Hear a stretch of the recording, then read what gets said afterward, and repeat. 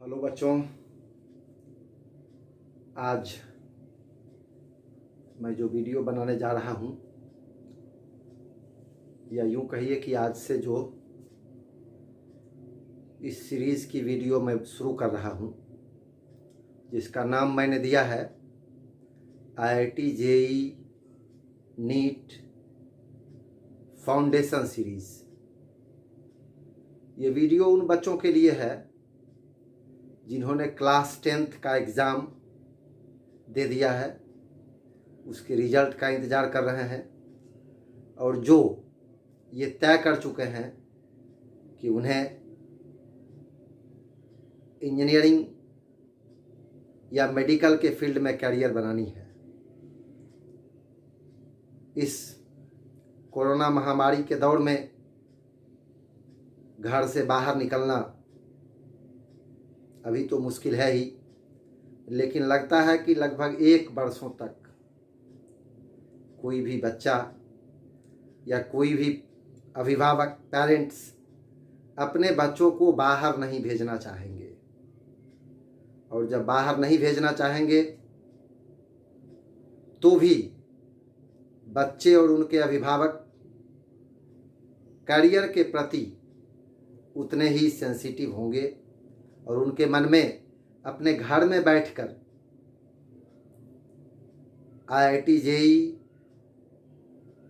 या नीट जैसे competitive examinations की तैयारी करने का विचार आता रहेगा और वो इसके लिए ऑनलाइन माध्यम से, इंटरनेट के माध्यम से, अगर उनके पास मोबाइल फ़ोन है, लैपटॉप है या फिर डेस्कटॉप है तो उस पर स्टडी करना चाहेंगे।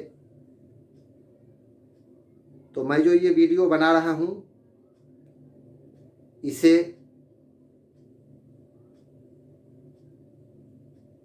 सीरियल वे में, जैसे first lecture, second lecture, third lecture, accordingly अगर आप नियमित रूप से पूरा वीडियो पॉज करके, जब ज़रूरत होगा समझने में तो पॉज करके अगर आप देखेंगे तो जैसा कि मैं समझता हूँ, या आप भी 1 वीडियो 2 वीडियो देखने के बाद ये समझ जाएंगे कि आपको फिर अलग से किसी तरह के ट्यूशन की ज़रूरत या कोचिंग क्लास की ज़रूरत ऑफलाइन मोड में नहीं रह जाएगी। शर्त यही है कि नियमित रूप से इस फाउंडेशन सीरीज़ के वीडियो को आप अपने घर में बैठकर देखें और समझने की कोशिश करें। अगर इसमें पढ़ाए गए किसी भी टॉपिक में आपको कोई डाउट हो, कोई प्रॉब्लम हो, तो आप कमेंट्स में वो लिख सकते हैं, अपना डाउट लिख सकते हैं। मैं कोशिश करूँगा कि कमेंट के माध्यम से ही आपको यह बताऊंगा कि डाउट कैसे क्लियर होगा, या आपके डाउट को क्लियर करने की कोशिश करूंगा। आप अपना व्हाट्सएप नंबर भी कमेंट बॉक्स में लिख सकते हैं या मुझे डायरेक्ट मैसेज करके अपना व्हाट्सएप में नंबर दे सकते हैं, जिस पर मैं आपके प्रॉब्लम्स को सॉर्ट आउट करूंगा। और इसके बाद भी अगर समस्या हो तो आप अगर ऑनलाइन क्लास करना चाहें तो मैं ऑनलाइन क्लास की व्यवस्था भी अगले सप्ताह से कर रहा हूं, तो उसके लिए भी आप हम लोगों से संपर्क कर सकते हैं। ऑनलाइन क्लासेज में एक नियमित समय पर प्रतिदिन 1 घंटा मैं आप लोगों को पढ़ाऊंगा, चैप्टर वाइज, टॉपिक वाइज। आप हमारे साथ इंटरेक्ट भी कर सकते हैं। अगर आपके पास एंड्रॉयड फ़ोन है या PC है, लैपटॉप है, तो आप हमसे इंटरेक्ट भी कर सकते हैं। वो एकदम फिजिकल क्लासरूम की तरह ही क्लास होगा और आप पढ़ाई कर सकते हैं नियमित रूप से। उसके लिए आपको हमसे जुड़ना होगा, हमें अपना व्हाट्सएप नंबर देना होगा और फिर मुझसे व्यक्तिगत रूप से बात करनी होगी ऑनलाइन क्लास के लिए। तो उसकी व्यवस्था मैं अगले सप्ताह से कर रहा हूँ, आप उसके लिए कांटेक्ट कर सकते हैं। इस सीरीज़ के वीडियो को नियमित रूप से देखने के लिए आप मेरे चैनल को सब्सक्राइब कर लीजिए और इसे शेयर करिए फेसबुक पर या व्हाट्सएप के माध्यम से अपने मित्रों के बीच, ताकि अधिक से अधिक लोग मेरे इस प्रयास से लाभान्वित हो सकें और उन्हें घर बैठे नियमित रूप से फिजिक्स के टॉपिक्स को आसानी से समझने में सुविधा मिल सके। तो मैं आज शुरू कर रहा हूँ, फाउंडेशन सीरीज का फर्स्ट क्लास है आज। फिजिक्स के बारे में ऐसी धारणा है कि फिजिक्स बहुत ही कठिन सब्जेक्ट है, ऐसा माना जाता है।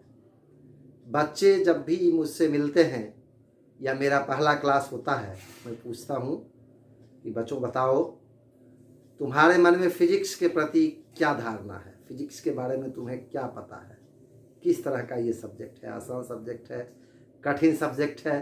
तुमने 9 और 10th लेवल पर फिजिक्स की पढ़ाई की होगी, तो वहाँ पर तुम्हें ये कठिन लग रहा था या आसान लग रहा था, कैसा लग रहा था? इसका जब मैं फीडबैक बच्चों से लेता हूँ तो 99% बच्चे मुझसे यही कहते हैं कि सर मैं तो फिजिक्स को कठिन समझता ही हूँ, मेरे मित्र भी फिजिक्स को कठिन समझते हैं, मेरे पेरेंट्स भी कहते हैं कि फिजिक्स बहुत कठिन सब्जेक्ट है, और टीचर्स भी बोलते हैं कि फिजिक्स बहुत कठिन सब्जेक्ट है।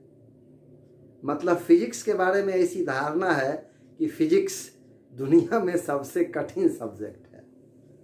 तो जब सबसे कठिन सब्जेक्ट है दुनिया में, ये सब लोग मानते हैं, तो उसको आसानी से अगर लोग समझ ले या आसानी से समझा दिया जाए तो यह एक बड़ी बात होगी। मैं यह कोशिश करूंगा कि आपको फिजिक्स आसानी से समझ में आ जाए, आप फिजिक्स को कठिन सब्जेक्ट नहीं समझें।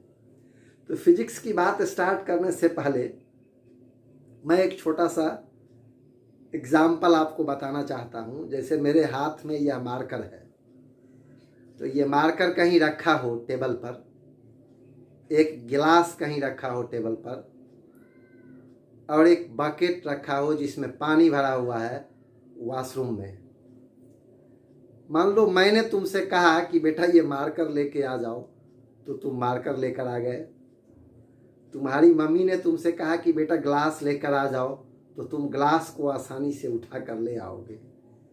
अब मम्मी ने तुमसे कहा कि बकेट, बाल्टी जिसमें पानी भरा हुआ है, वो वॉशरूम में रखा हुआ है, वहाँ से पानी सहित बाल्टी लेकर आओ, तो तुम बाल्टी लेकर पानी भी आ जाओगे। लेकिन क्या तुम उतना ही एफर्ट इस मार्कर को उठाने में लगाओगे जितना एफर्ट बाल्टी को उठाने में लगाया? क्या तुम उतना ही एफर्ट ग्लास को उठाने में लगाओगे जितना एफर्ट बाल्टी को उठाने में लगा? तुम्हारा उत्तर होगा नहीं। तुमने इस मार्कर को बहुत आसानी से उठा लिया, तुमने आसानी से थोड़ा सा फोर्स लगाया, थोड़ा एफर्ट लगाया और ये मार्कर उठ गया, तुम्हारे हाथ में आ गया।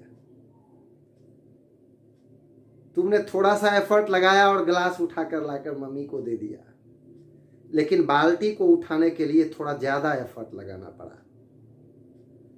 मान लो तुम्हें एक टेबल एक जगह से दूसरी जगह तक ले जाना है, उसमें और भी ज्यादा एफर्ट लगाना पड़ेगा। क्या इसका यह मतलब है कि तुम मार्कर तो उठा सकते हो, ग्लास तो उठा सकते हो, लेकिन बाल्टी और टेबल तुमसे उठा ही नहीं? ऐसा तो नहीं हुआ। तुमने बाल्टी भी उठा लिया, तुमने ग्लास भी उठा लिया, तुमने मार्कर भी उठा लिया, तुमने टेबल भी उठा लिया, सब तुमने उठा लिया, लेकिन एफर्ट अलग अलग लगाना पड़ा। तो जब तुम्हें पहले से पता है कि बाल्टी भारी है, तो बाल्टी को उठाने में ज्यादा एफर्ट लगाते हो। जब तुम्हें पहले से पता है कि टेबल भारी है, तो तुमने पहले से टेबल पर ज्यादा एफर्ट लगाया, उसको उठा लिया। तो जब ये बात तुम्हारे दिमाग में है, तुम्हारे मन में आ चुका है, तुम्हारे शिक्षकों ने ये बात अपने मन में तुम्हारे मन में भर दिया है, तुम्हारे अभिभावक ने तुम्हारे मन में ये बात भर दिया है, तुम्हारे मित्रों ने और तुम्हारे खुद के मन में भी ये बात आ चुका है कि फिजिक्स एक कठिन सब्जेक्ट है। तो फिजिक्स कठिन सब्जेक्ट है, इसमें कोई दो राय नहीं है। कोई कह दे कि फिजिक्स आसान है तो ये मैं भी नहीं कहूँगा, और वो मूर्ख आदमी है जो कह देता है कि फिजिक्स आसान है, कठिन है। लेकिन यह कठिन है, इसका यह मतलब भी नहीं है कि तुम इसको पढ़ नहीं सकते, तुम इसको समझ नहीं सकते हो। तुम समझ सकते हो, पढ़ सकते हो, इसके जितने भी क्वेश्चंस होंगे, जो भी प्रॉब्लम्स होंगे एग्जामिनेशन में, उसको सॉल्व कर सकते हो। लेकिन यह तब सॉल्व होगा जब तुम ज़्यादा एफर्ट लगाओगे। जैसे तुमने मार्कर को उठाने में और बाल्टी को उठाने में अलग अलग एफर्ट लगाया। बाल्टी में भी तुम्हें पता था कि ये थोड़ा भारी है, मार्कर थोड़ा हल्का है, तो तुमने ज़्यादा एफर्ट लगाया। जब तुम्हें ये पता है कि फिजिक्स थोड़ा कठिन है तो थोड़ा ज़्यादा एफर्ट लगाओगे। ज़्यादा एफर्ट लगाओगे तो इसको इसी तरह उठा सकते हो जैसे तुमने बाल्टी को उठाया। ऐसा नहीं है कि ये तुमसे नहीं उठेगा। तो एक बात तो तय हो गई कि तुम्हें एफर्ट ज़्यादा लगाना है। दूसरी बात यह है कि जब तुम कोई बड़ी उपलब्धि हासिल करना चाहते हो, जब भी जिंदगी में तुम कुछ बड़ा करना चाहते हो, तो क्या करना होता है? तुम्हें ज़्यादा ताकत लगानी पड़ती है, तुम्हें ज़्यादा उत्साह के साथ काम में लगना पड़ता है, तुम्हारा मनोबल ऊंचा रखना पड़ता है। तो जब तुम कठिन सब्जेक्ट सीखना चाहोगे, कठिन परीक्षाओं को पास करना चाहोगे, तो थोड़ा सा ज़्यादा ताकत लगाना है। तो एक बात तय हो गई। तो पढ़ाई शुरू करने के साथ साथ ये मन में गांठ बांध लेना चाहिए कि मुझे फिजिक्स पढ़नी है तो ज़्यादा ताकत लगाना है, ज़्यादा एफर्ट लगाना है। अब ज़्यादा ताकत या ज़्यादा एफर्ट का ये मतलब नहीं है कि प्रतिदिन तुमको 4 घंटे फिजिक्स पढ़नी है। ज़्यादा ताकत और ज़्यादा एफर्ट का मतलब ये है कि जैसे मान लो तुम्हें किसी टीचर ने, मैंने या किसी अन्य टीचर ने 2 घंटे पढ़ाया, तो उस 2 घंटे में उस दिन जो भी चीज़ें तुम्हें पढ़ाई गई, उसको उसी दिन तुम 15 से 20 मिनट में रिवाइज कर सकते हो। तो जब भी तुम क्लास करते हो, ऑनलाइन या ऑफलाइन, तो क्लास के बाद उसी दिन जब भी समय मिले तुम समय निकालो और 15 to 20 मिनट्स में उन सारे चीज़ों को रिवाइज कर लो जिन जिन टॉपिक्स को तुम्हें उस दिन पढ़ाया गया है। तो 15 to 20 मिनट्स वहाँ देना है। 1 आवर फिर तुम निकालो जिसमें तुमको टीचर ने जो टॉपिक पढ़ाया है उससे रिलेटेड क्वेश्चंस बना लेनी है। तुम्हें अगर डीपीपी मिला है तो डीपीपी से क्वेश्चन सॉल्व करनी है। डीपीपी नहीं है, तुम्हारे पास कोई बुक है तो उस बुक से क्वेश्चन सॉल्व कर लेनी है। अब तुम क्वेश्चन सॉल्व कर लिए, तुमने रिवाइज कर लिया। अगर इतना कम तुम कर लेते हो, जिसमें कितना टाइम लगता है, मुश्किल से 1 से 1.5 घंटा टाइम लगा, तो 1.5 घंटे या 2 घंटे अगर अल्टरनेट डे तुम फिजिक्स को देते हो तो फिर फिजिक्स तुमसे और समय की अपेक्षा नहीं करेगा और तुम फिजिक्स को आसानी से पढ़ लोगे, समझ जाओगे। जो भी प्रश्न पूछा जाएगा उसका उत्तर दे सकते हो। अब रही बात कि कोई बच्चा आईआईटी में जाना चाहता है, कोई बच्चा एम्स में जाना चाहता है, मेडिकल की तैयारी करना चाहता है, कोई बच्चा सिर्फ +2 पास करना चाहता है और +2 पास करके उसका करियर हो सकता है, वो बैंक में जॉब करना चाहता हो सकता है, मैनेजमेंट के कोर्स में जाना चाहता हो सकता है, कंप्यूटर के फील्ड में जाना चाहता हो। तो अलग अलग लोगों के लिए अलग अलग पैटर्न होगा या अलग अलग चीज़ें पढ़ाई जाएगी। चाहे तुम्हें कहीं भी जाना हो, +2 में जो फिजिक्स का सिलेबस है वो सबके लिए एक जैसा है। तुम्हें आईआईटी जाना हो, मेडिकल कॉलेज जाना हो, तो उसका एप्लीकेशंस ज़्यादा समझना है, और किसी को अगर 12th में पास करना है तो उसे एप्लीकेशंस कम समझना है। बस यही डिफरेंस है, बाकी पढ़ाई दोनों का एक साथ ही होता है, टॉपिक्स एक ही जैसा है, इसलिए इस पर कोई कंफ्यूजन नहीं होना चाहिए। तो मैं आज थोड़ा सा पढ़ाऊंगा भी, क्लास स्टार्ट भी करूंगा, लिखूंगा कुछ नहीं बोर्ड पर, सिर्फ बताऊंगा आपको। तो क्या है कि जब हम फिजिक्स पढ़ते हैं तो एक बात और तुम्हारे दिमाग में आता होगा कि ऐसा कहा जाता है कि जिसको मैथमेटिक्स आती है, मैथमेटिक्स की समझ जिसमें है, वो फिजिक्स को आसानी से समझ सकता है। ऐसा क्यों कहा जाता है? मैथमेटिक्स और फिजिक्स में क्या रिलेशन है? तो मैं एक एग्जाम्पल से तुमको ये बताना चाहता हूं कि मान लो तुम कार ड्राइव कर रहे हो और कहीं जा रहे हो कार से, और कार की एक टायर अचानक पंक्चर हो गई, तो तुम क्या करते हो? कार से उतरते हो, जैक निकालते हो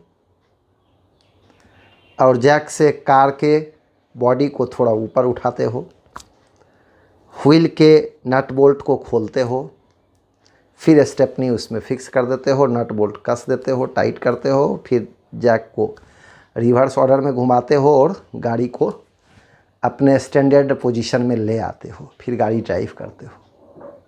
मान लो कि तुमने गाड़ी ड्राइव करके तुम कहीं जा रहे हो और गाड़ी पंक्चर हो गई, तुम उतर गया, तुम्हारे पास जैक है, रेंच है और तुम उतर गए नीचे।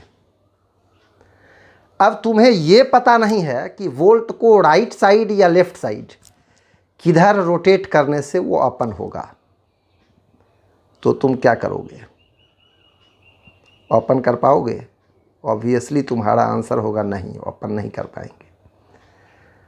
मान लो लेफ्ट साइड रोटेट करने से अगर वह ओपन होता है, कभी कभी राइट साइड ओपन करने से भी कोई कोई वोल्ट ओपन होता है, तो तुम लेफ्ट साइड ओपन होगा और तुम राइट साइड ओपन करते रहो, तो ओपन हो पाएगा क्या? नहीं हो पाएगा। अब अगर तुम्हें ये पता है कि वोल्ट को लेफ्ट साइड रोटेट करने से वोल्ट ओपन हो जाएगा, लेकिन तुम्हारे पास रेंच नहीं है, क्या तुम हाथ से उसको ओपन कर सकते हो? तुम्हारा जवाब होगा नहीं। तो रेंच जो है जिससे तुम ओपन कर सकते हो वोल्ट को, वो कहलाता है टूल्स। क्या कहलाया? टूल्स, जिसको हम औजार बोलते हैं। और वो लेफ्ट या राइट जो घूमेगा, रोटेट करेंगे, तब वह ओपन होगा, उसको बोलते हैं फिजिक्स, टेक्नोलॉजी, तकनीक, साइंस। वो क्या है? साइंस है। और रेंच जो है वो टूल्स, मैथमेटिक्स क्या है? टूल्स है। तो मैथमेटिक्स टूल्स है। फिजिक्स पढ़ने के लिए तुम्हें जिन चीज़ों की ज़रूरत होगी उसका बेसिक्स कहाँ मिलेगा? मैथमेटिक्स में। Means mathematics is a tool to learn physics. तो तुम्हारे पास अगर टूल नहीं रहेगा, तुम्हारे पास अगर औजार नहीं होगा, तो तुम कैसे काम कर पाओगे? इसलिए मैथमेटिक्स की बेसिक जानकारी ज़रूरी है फिजिक्स पढ़ने के लिए। एक बात। दूसरी बात यह कि मैथमेटिक्स ब्रेन को शार्प करता है। तो जब तुम्हारा ब्रेन शार्प हो जाएगा तो स्वाभाविक रूप से तुम कॉन्सेप्ट्स को आसानी से समझोगे, और फिजिक्स के कॉन्सेप्ट्स को मैथमेटिकली हम आसानी से कहीं अप्लाई कर सकते हैं, यूज़ कर सकते हैं।